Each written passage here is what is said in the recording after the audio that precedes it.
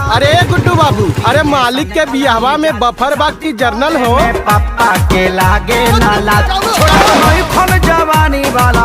हम कंफ्यूज बाने के अपन लेकर खिलाए कि तार भाई खिलाए बने पड़ा आत्मा के ऊंचाई सैया नहीं का खिलाए के देवर के बने पड़ा आत्मा के ऊंचाई सैया नहीं का खिलाए के देवर के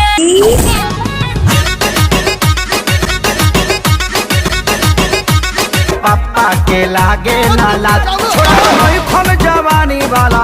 हम कंफ्यूज बाने के अपन लेकर खिलाए कि तार भाई खिलाए बने पड़ा आत्मा के ऊंचाई सैया नहीं का खिलाए के देवर के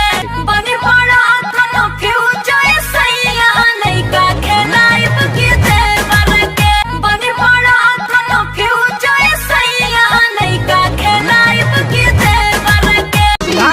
अरे गुड्डू बाबू, अरे मालिक के बियाहवा में बफर बाग की जर्नल हो। पापा के लागे नाला छोड़ा जवानी वाला हम कंफ्यूज बाने के अपन लेकर खिलाए कि तार भाई खिलाए बने पड़ा आत्मा के ऊंचाई सैया नहीं का खिलाए के देवर के बने पड़ा आत्मा के ऊंचाई सैया नहीं का खिलाए के देवर के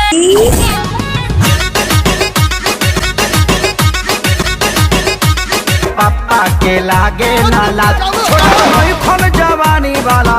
हम कंफ्यूज बाने के अपन लेकर खिलाए कि तार भाई खिलाए बने पड़ा